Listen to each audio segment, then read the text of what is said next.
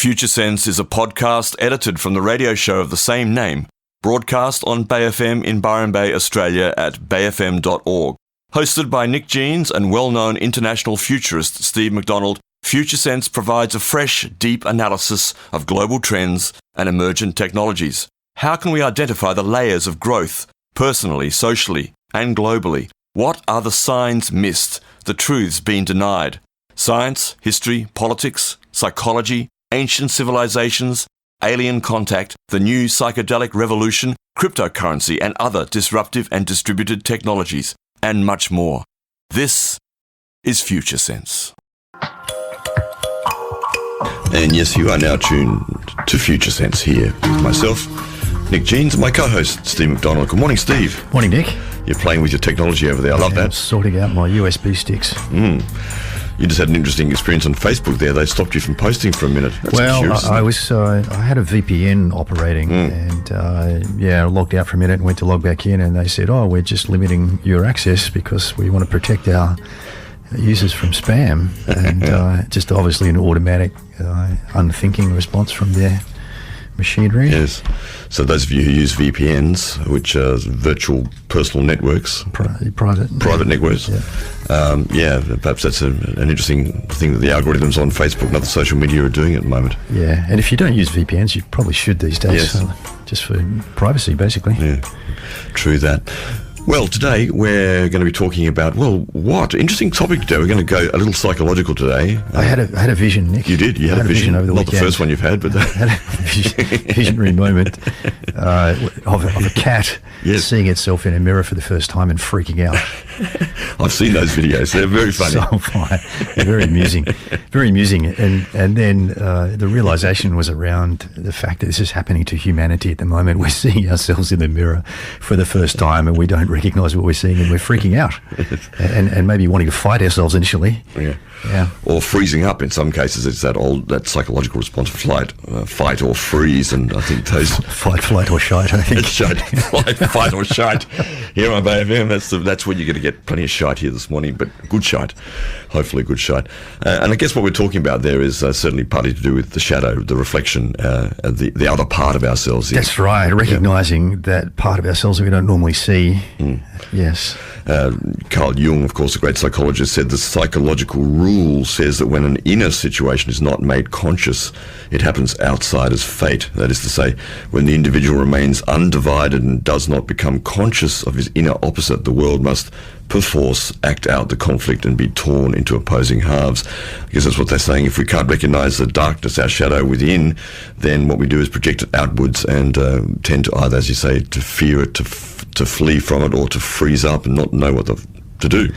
That's right, and this is a perfectly normal aspect of being human and growing, particularly from one perspective to a more expanded perspective. And there's no blame necessarily around this lack of recognition. It's a perfectly normal thing. When we go through a transformational shift ourselves as a result of changing life conditions, we start to see the world in different ways, and by definition, we see ourselves in a different way as well. And often we look back at the way we used to be, and we see this happening at the moment in terms of large-scale perspectives. We're looking back at the old paradigm, and we really don't like it, and we're rejecting it, not owning it. There was a report, I think, from the ANU just in the last day or so, which said that only 25% of the Australian population trust politics now, which is not surprising, of course, but that is the lowest for 50 years, which is probably since they've been measuring it. Yeah. So we were in a situation where really what we see outside ourselves in terms of our political, social, cultural structures are causing us to not just mistrust but to also fear at times and to be very insecure about where things are going on the planet. Absolutely, and just like that cat seeing itself in the mirror for the first time, there's a massive fear response initially and a lack of recognition and a lack of realisation, a lack of consciousness around actually what we're seeing. And we'll talk about that in a very down-to-earth way, but we'll also venture off into a bit of astrology and esoteric perspectives as well. Yeah, we're going to go a little weird today, Absolutely. folks. So hopefully you'll join with us and go with us there. And we were looking at our statistics recently, and this year we've had around about 20,000 listens to our podcast, which is wonderful. And one of the most listened to shows was also one of the more weird shows. So. Yeah, you like that. So we're going to go a bit weirder today for sure, and not always, because they're tied together. The veils are thin, one could say, between what seems to be practical, rational, and the like, and what seems to be something else, trans-rational, if you will, that's emerging on the planet, and perhaps in your own experience of how you deal with life in a more complex way. Is that true for you? Good question. You can always text in, as you do often. Thank you for listening, those of you out there. Good day. On 0437341119, 0437341119. And if you're listening in Australia, you can certainly do that. If you're listening somewhere else out there or to the podcast, hello, thanks for joining us and being one of those people who are listening to these podcasts around the world. I think we're in something like 50 countries or so. Yeah, I think probably more than that. Probably more than that. They only list 50 countries in the stats. Yeah. We're going to be talking a little bit out there today about some of the aspects of the shadow and some aspects of astrology, in the sense that if we regard that everything in a sense is a reflection of ourselves in some sense or others, and all the great spiritual traditions in one way or the other speak to that, I guess you could argue. Astrology is another mirror of that, in my view. It's not that the planets doing things cause anything. It's not as simple as that. It's not a simple cause and effect relationship. It's more a reflection, like a blueprint, you could argue, that gives us some clues about some of the themes that may be running personally and societally, and in fact globally at any one time.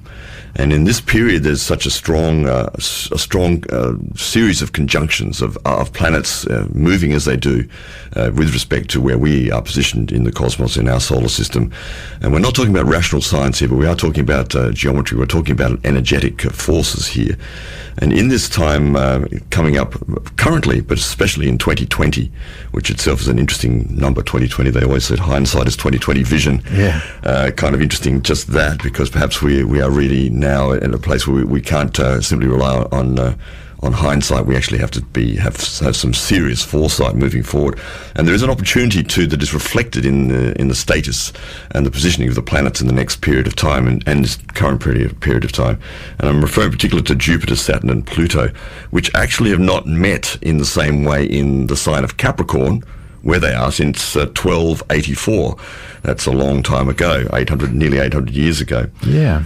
So there's an opportunity here, as configured by many of the astrologers, for really a deeper dive into seeing, as we're saying, seeing our reflection, seeing what we're facing, and actually facing it, and beginning to come up with clearing and renewal and a new growth that can take place. We're seeing the movement through all of our institutions of the forces of Pluto in Capricorn in particular. And this is the traditional sort of astrology, Pluto in Capricorn, where it's been since 2008 and will be till 2024.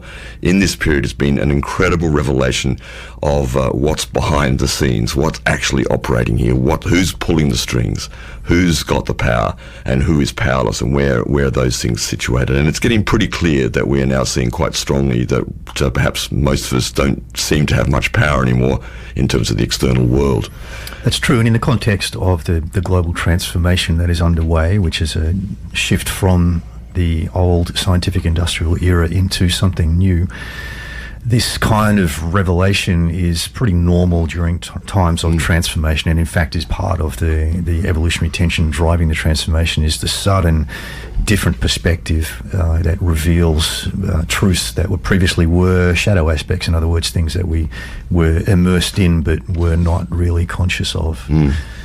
Yeah, so there's a lot of great themes here. Pluto, of course, was the Greek god of the underworld, and that pretty well sums it up, and we're seeing the underworld, if not the underpants, of many of the world's leaders and many of the world's structures, politically, socially, culturally, that are simply not working anymore in the same way.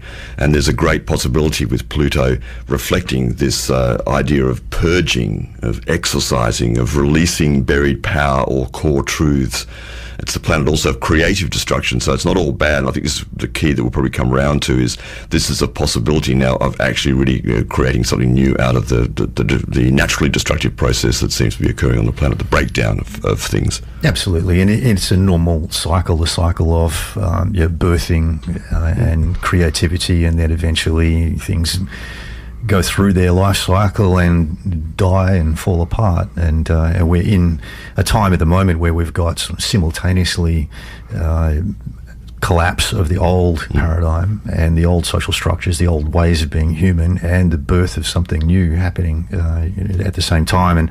And we're going to see over the next 10 to 20 years a transition from the dominance of the old paradigm to what's coming next, this new emerging human-centric, network-centric way of being human. And the mix of collapse versus rebirth is going to be shifting. And there'll be a time where, and we can expect this, where neither of those paradigms is really dominant, and that's perhaps the most challenging period that we're facing in the decade or two ahead. Indeed. Yeah, Pluto's energy will not be suppressed. I think this is the key now, where as much as we'd like to wish things away, perhaps, as much as we'd like to have a sort of idealistic approach to many of the issues on the planet, and I think a lot of us who have perhaps come from somewhat of the hippie New Age world back then, I think this is the one of the great shadow aspects to let go of, is this sort of idealistic change process that we thought was going to happen, and maybe it still will, but we really have to go through the darkness first, it would seem. We do, and that's an aspect of this emerging paradigm, is that utopian viewpoint. It's an aspect of postmodernism that's been discussed for a long time, and I guess you could call it a bias, is the tendency to expect things to be perfect, or at least want things to be perfect. Yeah. And this power, of course, when it's uncontained and where it's demonstrated so strongly at the moment, is often feared. And I think this is what we're seeing across the planet. And of course, that fear is being utilised by many of our politicians and political parties across the globe to motivate us. And I think we're becoming very suspicious of, even though we're still at the effect of that, we're simply not liking this anymore. We want something else to inspire us, and this is really the key, I think, that we're bringing, certainly in this show. That's right. To people. And the inspiration for this discussion was me seeing the young cat seeing itself in the mirror for the first time, and the typical reaction that you've probably all seen in those funny videos of the cat freaking out and not realising that it's looking at itself. And this is happening to humanity at the moment. We're looking back at the old paradigm. We're looking at the results, the net effect that we're seeing in the world right now of the old paradigm, the old way of living, and we're freaking out, basically. Yeah. And of course Pluto, as god of the underworld, governs the secretive and the obscure, and a lot of things like taboos around sexuality are strongly connected to this power, this reflective power of Pluto as we're seeing it, and also governing instincts and drives of domination and conquest. And these words are pretty clearly up in our society and in our discourse now. Domination, who's dominating who, conquest. There seems to be a conquest every day, even in our local politics, of one politician over another, just absolutely saying whatever they need to say to get their point across. That's right. Dark sexual scandals like the Epstein. Yes, scandal. Dark sexual scandals. Crime, politics and other hidden activities are also under this rule. So you can see pretty much that Pluto in this position at this time and through till 2024, with Saturn and Jupiter also conjuncting in various ways Pluto over the next year or so, beginning on January the 12th next year, when Saturn and Pluto are conjunct in Capricorn, and then it moves on from there. We can see that there is really a series of revelations around the dark, the underbelly, the secretive, the things that have been hidden for a long time, the place where power actually is situated, and then what is our response What is our response to that now? And I think that's where we're at right now, is how do we now newly respond to this other than that fight, flight or freeze response? Yeah, it's interesting just to look at the old paradigm, which is in a state of collapse at the moment, and its tendency to want to project a false image for its own benefit. And basically the energies that we're facing now with these sorts of astrological transits are making it much more difficult to get away with that kind of behaviour. It's a very dangerous time to be trying to obscure the truth because it's very, very likely to be unsuccessful. The thing is, though, as that truth is attempting to be obscured by the powers that be, they are, as you're saying, failing miserably, and then just doing even more ridiculous things to seemingly cover up that space and make another excuse, like Angus Taylor at the moment is a good example in Australian politics. That's right. And that typically is the problem-solving strategy of the old paradigm, is to work harder and faster, but do the same thing, basically. So if it's not working, you just keep trying harder and keep doing more of it, and that's exactly what we're seeing in the news, isn't it? So I guess on a personal level, what we're talking about today, as much as anything as an overriding theme, is that to be able to look soberly at the area of life in which you feel powerless, and also where you feel powerful, but what is it that is driving you internally? That's the reflection of the cat in the mirror freaking out. Can you manage to stare at yourself, so to speak, metaphorically, in the mirror and face the parts of you that have contributed to to the situation that the planet is now on, in a personal, in a familial, in a cultural, a social, and a political way? It's a big question. It's a big question and a big task too. It's a very difficult thing to have to face something unexpected, something surprising, and something very personal, and also try and deal with the natural responses of being afraid, perhaps panicking, not knowing what to do, wondering if you should fight the image in the mirror. As the cat does. Yeah. Scratching the mirror. Very good. Yeah, so your reflections on this, folks, we'd love to hear from you, 04373 41119. There's many parts to this, of course, but just the notion that we're looking at today of how are you looking at yourself in the mirror when you see the reflections you don't like. And we're talking about not just your personal stuff here, but the reflections of the planet, the world, the politics and everything else is going on. But how do you configure into that equation? How can you take your own power back, you could say? Yeah, and it's also a massive opportunity for change as well. I mean, having visibility of something that was hidden previously, an opportunity to see and decide whether you are happy with what you see, and then take steps towards change. You're resonating right now on Future Sense with Steve McDonald and Nick Jeans. We're talking this morning about reflections and how we are facing ourselves in the mirror, so to speak. And we're talking a little bit about astrology, just a little bit more on that. As I said, Jupiter, Saturn and Pluto in this time and through 2020 are conjoined in various ways in Capricorn. And for those who know about astrology, you understand some of what that means. For those who don't, bear with us, please. And from my mind, these kind of approaches towards world issues, looking at things like astrology, which for many people is just sort of wacko and non-rational, is actually part of expanding the basis of how we can look at issues and problems that exist on the planet, how other ways we can face things and find certain clues and pieces of information that may help us or may not. So that's why we look at astrology as a reflection. So in this time, as I said, moving through Capricorn, they meet Jupiter and Saturn in particular on December the 21st, 2020, at the end of next year, after a very strong conjunction, interestingly, during the US elections next year in November. That's going to be very potent. It's amazing. It's in the actual week of the US elections right there, and then culminating at the end on the summer solstice on December 21st, 2020. And these extraordinary celestial developments indicate nothing less than the ending of an entire era that precedes a new beginning. 2020 will be the tipping point of immense global change. I'm quoting here from a woman called Tina Muse, who's an astrologer, and I'm quoting actually here from the Healing Times little local magazine. It's actually a very good article on page 30 of that magazine that you might want to check out about these conjunctions. It goes on a little bit here to say that 2020 is a year where we must take individual responsibility and confront shadow areas that need clearing, so that renewal and new growth can take place. I said something like that before. Saturn and Pluto are both related to depression, and Jupiter in Capricorn can enhance this state of mind. And this is something we're observing, that there is clearly a lot of more mental health issues running on the planet perhaps than ever before right now, certainly that we're aware of. We might have to withdraw for a while and reconnect with our own soul, to reflect, to purge, and to simplify our lives by strengthening our core with a focus on what really matters and what is worth fighting for. This again involves courage and discernment. The Saturn-Pluto journey is not for the faint-hearted, and Jupiter, as part of the celestial team, can act as our protector and guardian angel, helping us not to lose sight of our true purpose.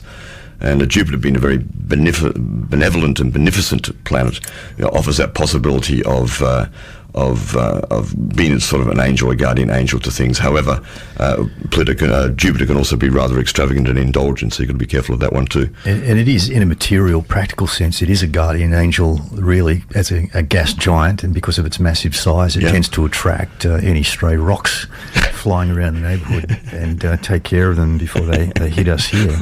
I like that. Yeah. So, there are very many different perspectives that we can take, and these perspectives are reflected in the layers of consciousness documented in Claire Graves' research. So when we're operating through any one of those layers, we're taking a particular perspective on reality, on the world, on ourselves, and each one comes with its own tendencies and biases. The reason that Nick sounds so apologetic when he's talking about astrology is because the paradigm that we're moving out of at the moment has been extremely materialistic, and it has chosen not to see anything that can't be measured with a scientific instrument. So these things that are more esoteric, that can't be weighed on a scale or looked at under a microscope, have often been disregarded by the scientific perspective. It's a great loss of magic and wonder, to my mind, that these aspects of ourselves have been pushed down and hidden in these last few hundred years to one degree or another, dominated by, as you said, by science, by the reductionist viewpoint, and also by the church. Sort of the churches, by the great religions, sort of has hung over from the previous value system that was in operation in domination for that period of time before the current one. That's right. Yeah, they have a bad history when it comes to science, don't they? Really. Galileo would testify. Don't like science. Don't like pseudoscience either. There's just one truth came down a few thousand years ago on a bit of stone or something like that. Yeah, it's very hard to understand. Very interesting. So, if we look back at how our life conditions have changed in the last decades, couple of hundred years, really, as we've lived through the scientific industrial era, there have been lots of things changing, new inventions, devices appearing that have made it easier for us to see ourselves, like televisions, for example. Where we couldn't do that a few hundred years ago, but now we could sit down in our lounge room and look at humans on a TV and watch what they do.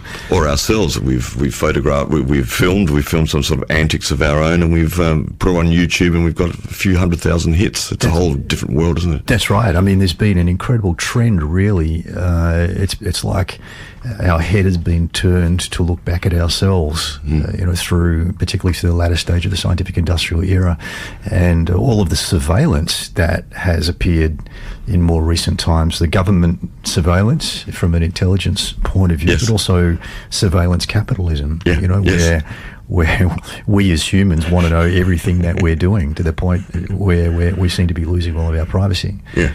As long as we can sell more stuff to each other, then that's okay. We can get to know all the dark, deep secrets of each other and tailor the algorithms to target people with what we think that they want, what they think that they want. So it's been a time of revelation in many ways, and of course this whole theme is also aligned with the astrological conjunctions that have been going on, and those Pluto conjunctions, they've been happening periodically for the last couple of decades, haven't they?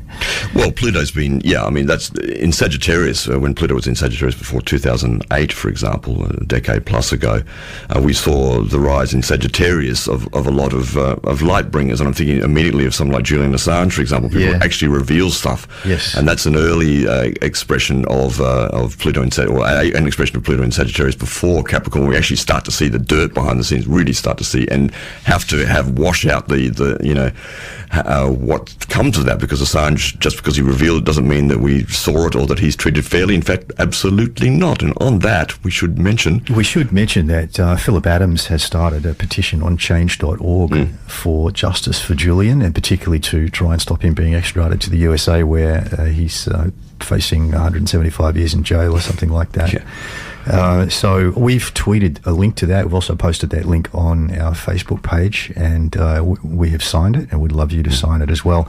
It has, last time I looked a few minutes ago, over 225,000 signatures, which was reported in the news as being one of the biggest... the fourth biggest petition ever presented to the Australian Parliament. To the Australian Parliament, yeah. And let's make it bigger. Yeah. So please jump on there, change.org. Follow the link if you can go to our Twitter or Facebook account. Otherwise, just Google Phillip Adams, Assange, change.org, and it should come up, and you can put your name down there as well, and let's make it as big as we can. And this is just another story from current affairs about people holding up the mirror. Yeah, and showing us what we're doing. And we don't like, most of us do not like to look at the reflection. We'd like rather that. turn the TV back on or the social media. That's right. Which just as another reflection anyway. Think of that image of the young cat seeing itself in the mirror for the first time. It's such a useful tool, and it will continue to be useful into the future if you keep it in your mind. It's interesting as you speak, because the way we're talking, the complexity of life on Earth, it's almost like that cat is in a hall of mirrors. It's not just one mirror, it's in a hall of mirrors. Anywhere you look, there's a reflection which can be very difficult to accommodate, and then the reflection of the reflection. Exactly, like which Bruce is like fake Lee news. in Enter the Dragon. Like Bruce Lee in Enter the Dragon. That's a good scene. That's right. He goes into the hall of mirrors, trying to see his opponent hand, but his opponent is reflected in all the mirrors, and so is Bruce. Yeah, it's very good. Of course, he ends up goes around smashing the mirrors. Actually, you love that stuff. Can't have this part of the discussion without mentioning Narcissus, who is, of course, a hunter in Greek mythology. And this is almost like exactly what's going on. We are an extremely narcissistic society now. That's clear. Just look at the influences on Instagram, which are now more powerful than actual people. For example, in fashion, an influencer on Instagram who has no particular fashion abilities actually is more dominant and more important than the fashion houses, which is extraordinary. That's right. So it's fashionable. It's fashionable. But Narcissus, of course, fell in love with his own reflection. He was drawn that way by Nemesis, which is, there you go, Nemesis, the goddess of retribution and revenge. And Narcissus saw his reflection in the water and fell in love with it. And although he did not realize in the beginning that it was just a reflection, when he understood it, he fell in despair that his love could not materialize and committed suicide. And, this is relevant in this time. It is. And like the cat in the mirror, on seeing the reflection, there's no immediate recognition of what you're actually seeing. No. And typically, confusion. Yeah. And in the case of the cat, rejection. Yeah. Incredible. Just lastly on astrology, I wanted to bring to attention an article which I just came across from about a year and a half ago now. It's a little old. And that is an article, The New Age of Astrology. In a stressful, data-driven era, many young people find comfort and insight in the zodiac, even if they don't exactly believe in it. And this is an article from The Atlantic, which is talking about millennials, people who are between the age of about 23 and 38 currently, who are finding a certain kind of salve in astrology. And that is very curious, because it's not a generation that you would imagine that I have 3 children in that age group myself. None of them are particularly into astrology that I know of, although I think there's a trend going on with at least one of them at the moment towards a different look at some of these non-rational aspects of dealing with the reflection of life out there. So I think there is a movement here, astrology being a meme. It's kind of spreading in that way that it does.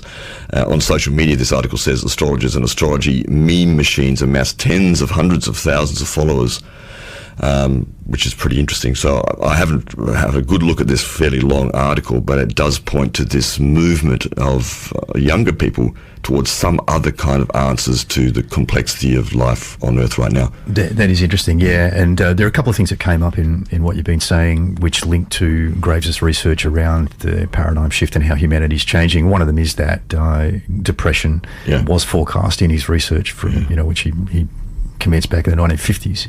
He saw people who were moving into this new paradigm already back then, and noted that they were more likely to suffer from depression and engage in self-harm, less likely to harm others, but more likely to harm themselves, which is very interesting. And essentially what it comes down to is that this particular way of being human requires and strives for, really needs strongly deep human connection. Yeah. And we're living in a society at the moment that's structured for individuals, not for communities. And so in the absence of that connection, the depression occurs. And the answers to all of these issues, challenges that we're facing, lie in simply looking to the new paradigm and what it's taking us towards, which is rebuilding community, being connected. And we'll come much more to that positive cosmic mirror, so to speak, that unity consciousness as we move forward this morning. You're tuned to BFM. You're on Future Sense with Nick Jeans and Steve McDonald. You've been listening to Future Sense, a podcast edited from the radio show of the same name, broadcast on Bay FM in Byron Bay, Australia, at bayfm.org. Future Sense is available on iTunes and SoundCloud. The future is here now. It's just not evenly distributed.